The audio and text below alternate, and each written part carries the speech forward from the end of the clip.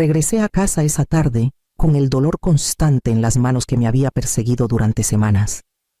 El temblor empeoraba después de un turno completo en la biblioteca, acomodando libros devueltos y respondiendo preguntas que ya no podía escuchar con claridad.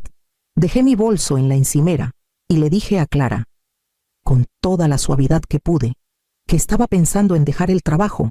Mi salud no era la de antes y quería descansar antes de que el cansancio me arrastrara a un lugar del que no pudiera salir. Ella se quedó paralizada en medio de la cocina, con los brazos cruzados y la mandíbula tensa. «Si no pagas, no vives aquí», dijo. Sus palabras golpearon como un puñetazo, más fuerte que cualquier cosa que hubiera sentido en años. Intenté reírme para suavizar el momento, pero sus ojos no cedieron. Mateo entró desde el comedor, con la laptop aún abierta en las manos. «De hecho, hemos estado trabajando en esto», dijo, deslizando una hoja de cálculo sobre la mesa. Filas y columnas detallaban los gastos: luz, agua, comida, internet, incluso los impuestos de la casa. Había dividido todo entre 3 adultos y 2 niños. Llegando a una cifra exacta junto a mi nombre, miré los números, oyendo solo el zumbido del refrigerador. Clara señaló la hoja con el dedo. «Esto es justo. Todos aportamos, o el sistema se derrumba». La casa que había sido mía por casi 40 años se había convertido en una línea en una hoja de balance. Quise recordarle los sacrificios que construyeron esas paredes. Las noches en que su padre llegaba oliendo a sal y diésel del muelle. Los centavos que estiré para que tuviera zapatos nuevos. En cambio, doblé la hoja con cuidado, la guardé en mi bolso y no dije nada, sabiendo ya que no dormiría esa noche. Esa noche, cuando la casa se quedó en silencio, me puse el abrigo y caminé hacia las esclusas del río. Las aceras brillaban por una lluvia ligera, y el aire traía ese olor salado del mar. Cada paso resonaba con la voz de Clara en mi cabeza: «Si no pagas, no vives aquí». Había pensado que la crié para entender que un hogar es más que números en un libro de cuentas. En la barandilla, observé cómo el agua oscura subía y bajaba contra las compuertas. Raúl solía traerme aquí los domingos por la noche, cuando aún ahorrábamos cada centavo para comprar la casa en el barrio de San Miguel.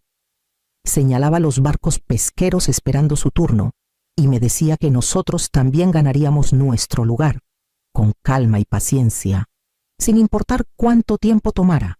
Firmamos la escritura en 1984, una casa modesta de 2 pisos en una calle tranquila, pagada con el sudor de sus turnos en el remolcador y mis horas organizando estantes en la biblioteca. Fue el momento más orgulloso de nuestras vidas.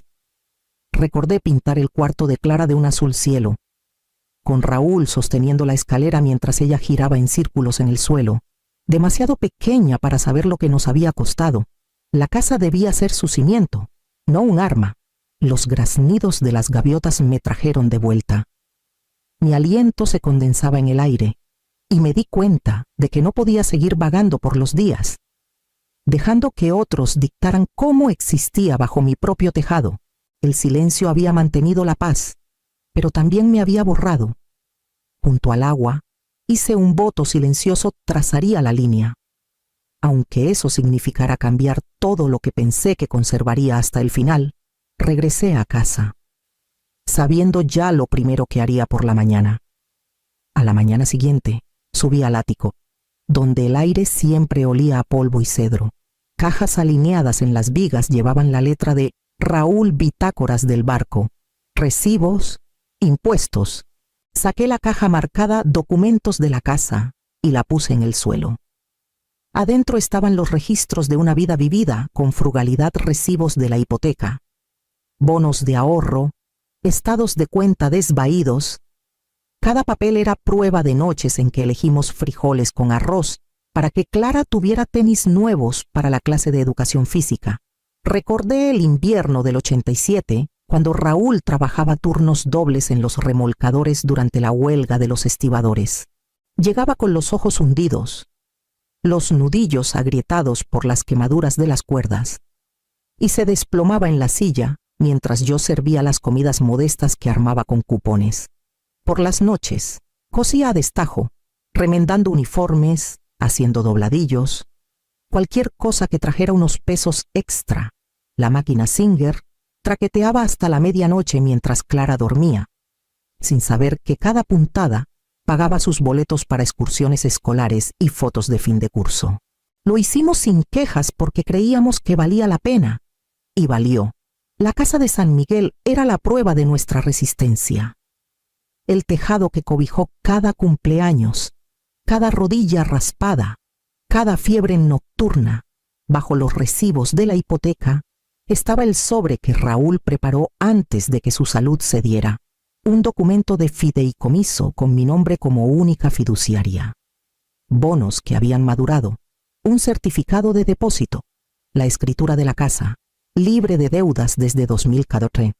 Él se aseguró de que nunca dependiera de nadie, ni siquiera de nuestra hija. Sin embargo, al mirar hacia abajo, escuché la voz de Clara, con su tono cortante, exigiendo renta como si esta historia no existiera. Sabía que ella también cargaba sus propias cargas, préstamos estudiantiles que nunca disminuían, colegiaturas crecientes para la escuela de Emiliano, gastos de guardería para Sophie, el nuevo contrato de arrendamiento de un carro que Mateo no necesitaba. Se había convencido de que yo era parte de su problema. Un cuerpo en la casa consumiendo recursos. En lugar de la mujer que dio todo para que ellos pudieran estar de pie, alicé los bordes de los documentos del fideicomiso y los guardé de nuevo en la carpeta. La verdad era simple, los sacrificios que hicimos estaban escritos en tinta. Aunque Clara hubiera olvidado leerlos, bajé la caja del ático, decidida a mantenerla cerca. Pronto necesitaría cada línea que contenía. El sábado por la mañana olía a café y pan tostado con mantequilla, cuando Clara deslizó un montón de papeles por la encimera. Había resaltado secciones en amarillo, con encabezados en negritas para un acuerdo de contribución doméstica. Su tono era seco, profesional, como si yo fuera un cliente de su despacho en lugar de su madre. Lo redacté para que quede claro.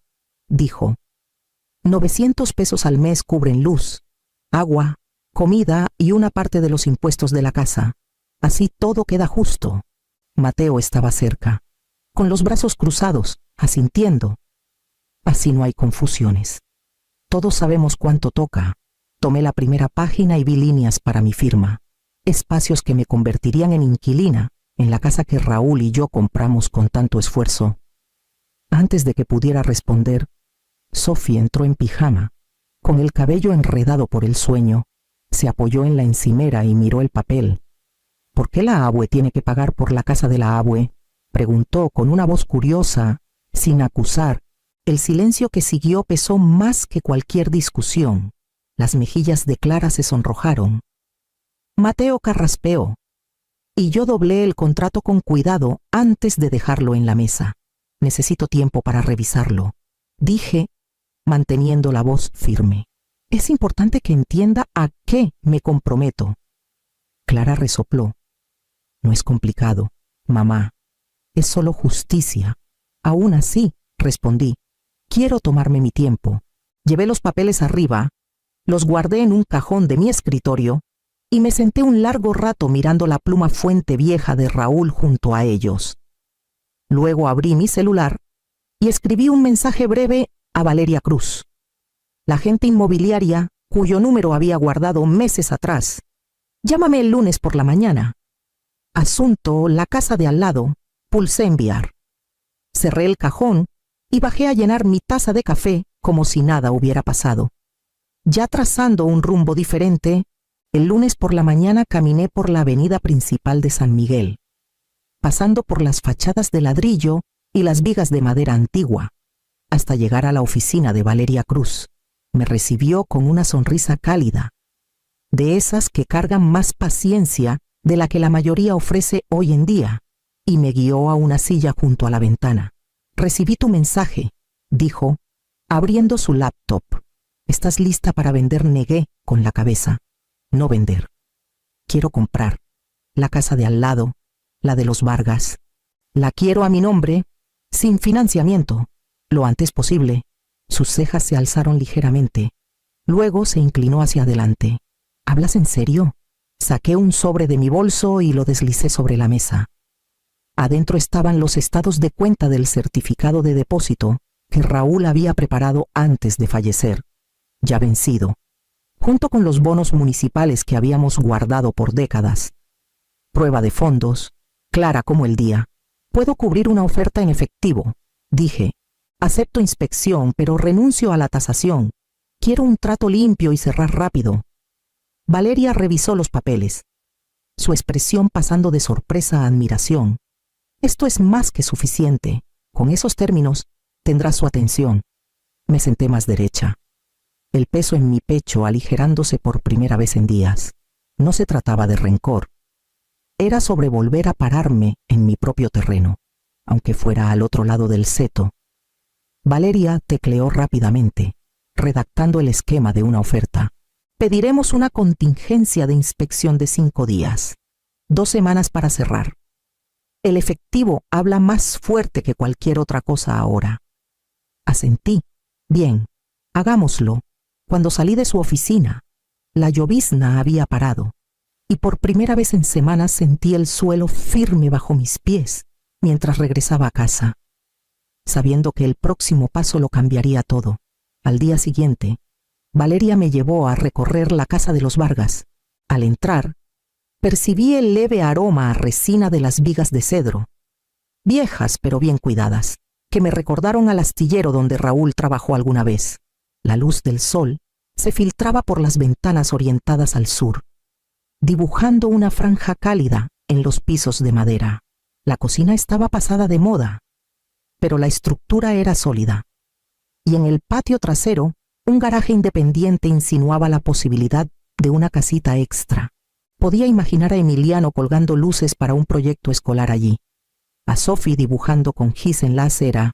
Esta no durará mucho en el mercado, dijo Valeria, hojeando el paquete del vendedor. Piden 15 millones de pesos, pero si ofrecemos 16 oferta limpia, sin tasación, los tendremos en un día. No dudé, hazlo, efectivo. 2 semanas para cerrar. Inspección de 5 días, nada más. Esa noche, Valeria llamó para decir que los vendedores habían aceptado. El depósito estaba abierto y yo había transferido el dinero de garantía desde la cooperativa de crédito. El siguiente paso era la revisión del título, pero ya sentía el cambio dentro de mí. El suelo que se había desmoronado bajo mis pies estaba firme otra vez. En casa, Clara estaba en la mesa del comedor con su laptop.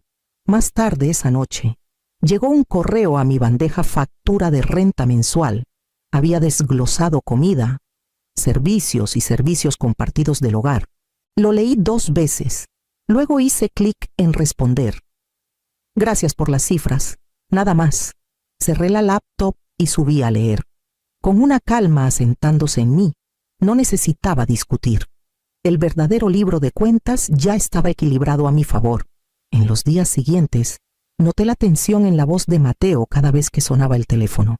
Una noche, al pasar por la cocina, lo escuché susurrar sobre la factura de la guardería que había subido otra vez y el pago del nuevo todoterreno que había insistido en comprar el otoño pasado. Sus frases eran cortantes, la mano presionada contra la frente, como si cada número fuera un golpe. Clara, con los labios apretados, tecleaba furiosamente en su calculadora, con papeles esparcidos a su alrededor como restos de una tormenta. No tenían idea de que mientras ellos contaban centavos, yo estaba asegurando paredes, un tejado y libertad al lado. No era triunfo lo que sentía, sino claridad. El poder siempre había sido mío, escondido en ahorros discretos, en la previsión de Raúl, en mi propia paciencia. Archivé el correo y guardé los papeles del depósito en la carpeta de cuero vieja de Raúl. No había necesidad de confrontar, ni de justificar, ni pronto, cuando tuviera las llaves en la mano. La verdad hablaría por sí misma, y cuando lo hiciera, descubrirían que la casa que pensaban que me contenía ya no me definía en absoluto. El sábado por la mañana traía la misma pesadez de la semana anterior. El aire cargado, con el olor del café recién hecho, y la tensión que hervía por debajo. Me senté en la mesa de la cocina, en el mismo lugar donde Clara había deslizado una hoja de cálculo. Mateo rondaba cerca del fregadero con su laptop en una mano, y Clara estaba frente a mí, con una carpeta manila bajo el brazo. La colocó en la mesa con un movimiento deliberado, deslizando los papeles hacia mí como si cerrara un trato. Actualicé el acuerdo. Dijo, incluye comida, servicios, seguro. No es mucho. Mamá, es solo justo. Mateo intervino, con voz medida pero firme. Así no hay malentendidos. Todos cargamos nuestro peso. Eso mantiene la paz en la casa. Estudié las páginas, tinta negra, columnas ordenadas, una línea de firma esperando como una trampa. Por un largo momento no hablé. Pensé en las manos agrietadas de Raúl guiando el pincel por las paredes del cuarto de Clara, en los años que cosí hasta medianoche para que tuviera los extras que sus compañeros daban por sentado. Pensé en la caminata silenciosa a las esclusas, cuando me prometí no dejar que el silencio me borrara nunca más. Finalmente, empujé los papeles hacia ella.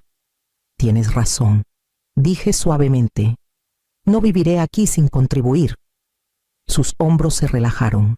Un destello de alivio cruzó su rostro. Mateo cerró su laptop a medias, satisfecho, pero no había terminado. Saqué una pequeña llave de latón de mi bolso y la puse en la mesa. Sus dientes reflejaron la luz de la mañana. Compré la casa de al lado, dije. Los Vargas aceptaron mi oferta. El depósito cierra en 2 semanas. Me mudaré. El silencio que siguió fue más profundo que cualquier discusión. Mateo parpadeó, su boca abriéndose sin sonido. El rostro de Clara palideció, su mano temblando contra la carpeta. ¿Tú la compraste?, tartamudeó. Sí, respondí, y ya que parece que quieres acuerdos formales, redacté uno propio. De la misma carpeta saqué una hoja sencilla, sin adornos. Esta casa sigue en mi fideicomiso. Pueden quedarse por ahora, pero bajo un acuerdo de licencia que controlo, aviso de 90 días, servicios a su nombre a partir del próximo mes, y sin asumir propiedad. Mateo tomó el papel, escaneándolo rápidamente. No puedes. Puedo, lo interrumpí. Mi voz era firme. Esta casa nunca fue tuya. No es un activo compartido. Respetarán los términos o se irán. Los ojos de Clara se llenaron de algo que no había visto desde que era niña, miedo mezclado con vergüenza.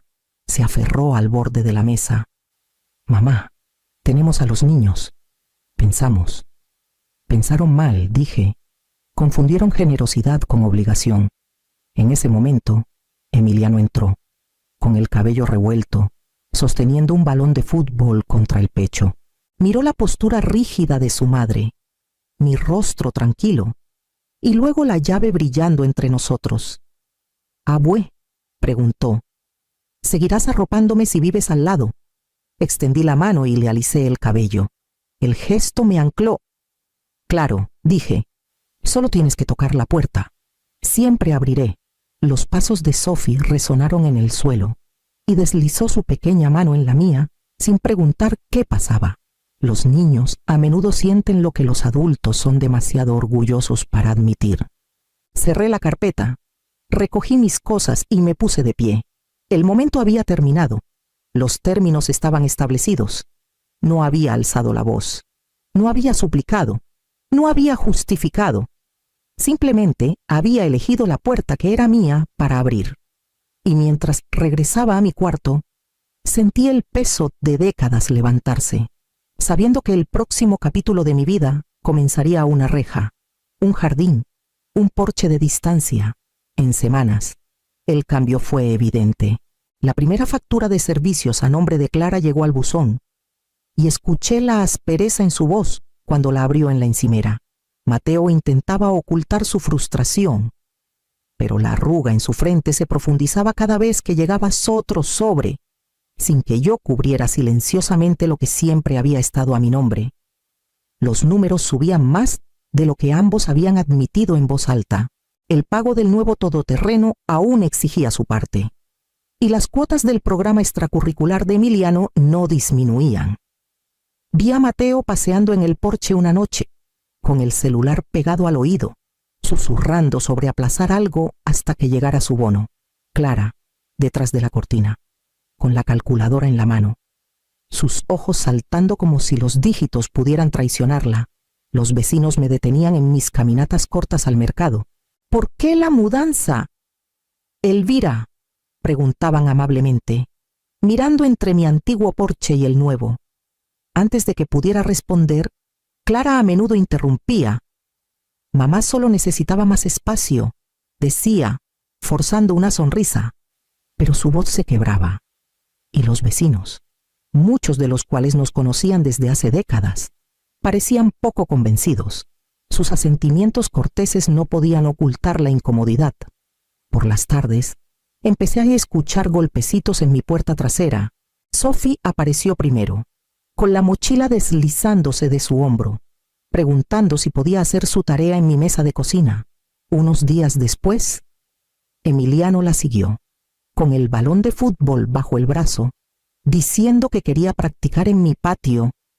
No pedían permiso con palabras, lo pedían con su presencia, y yo los recibía, en mi espacio más pequeño y tranquilo. Su risa volvió a elevarse, libre de tensión. Puse galletas, les recordé terminar la tarea antes de jugar, y los dejé sentirse en casa. Sus visitas eran mi recordatorio silencioso de que los lazos de amor corren más profundo que los contratos o las facturas. Al otro lado del seto, la casa que una vez reclamé sola, ahora cargaba el peso de las cuentas y las expectativas. Cada luz dejada encendida, cada litro de agua usado de más, presionaba contra Clara y Mateo con una fuerza que no habían calculado. Y mientras guardaba el estuche de lápices de Sophie en su mochila una noche, supe que una conversación más difícil aún me esperaba. Una que pondría a prueba si mi hija podía enfrentar la verdad que tanto tiempo había evadido. Era casi el atardecer cuando escuché el golpe en mi puerta. Clara estaba allí sola, con los hombros caídos, los ojos enrojecidos. Entró sin la confianza fingida que solía llevar, sus manos retorciéndose como si temiera soltarlas. Pensé que estaba protegiéndonos, susurró, mirando al suelo. Me dije que era cuidado, pero en realidad era control. No quise verlo hasta ahora. Su voz se quebró, y por primera vez en años parecía la niña para la que trenzaba el cabello antes de la escuela. Vulnerable e insegura, la llevé a la mesa y esperé. No quiero perderte, dijo finalmente. Dime cómo arreglar esto. Deslicé una carpeta hacia ella, sencilla, sin amenazas. Adentro había un borrador de arrendamiento, 6 meses a una tasa por debajo del mercado, pero con términos de respeto, nada de bromas sobre renta, nada de decisiones unilaterales, espacios compartidos solo por acuerdo. Esta es la línea, dije en voz baja, crúzala, y el arreglo termina. Respétala. Y empezamos de nuevo. Ella asintió, con lágrimas deslizándose por sus mejillas, y alcanzó la pluma, lista para aceptar lo que los números solos nunca le habían enseñado. La vida se asentó en un nuevo ritmo. Desde mi porche, podía ver la luz encenderse al otro lado del seto cada noche, el resplandor de la casa que construí y luego elegí dejar. Las cenas rotaban entre nuestras mesas, a veces en la mía, a veces en la suya, pero la diferencia era clara. Nadie hablaba ya de contratos, y nadie cuestionaba si yo pertenecía. Los niños se movían con facilidad entre las dos casas. Su risa cruzando el patio, prueba de que los lazos familiares podían superar las palabras más cortantes. Clara mantenía su tono mesurado, sus gestos cuidadosos. Mateo asentía más de lo que discutía. El peso que una vez dobló mis hombros se había levantado, reemplazado por algo más firme, el saber que había trazado un límite y lo había sostenido. Cerré mi diario una noche tranquila. Lo puse junto a la lámpara y dije en voz alta lo que Raúl siempre supo. El amor no se mide por lo que pagas, se mide por el respeto.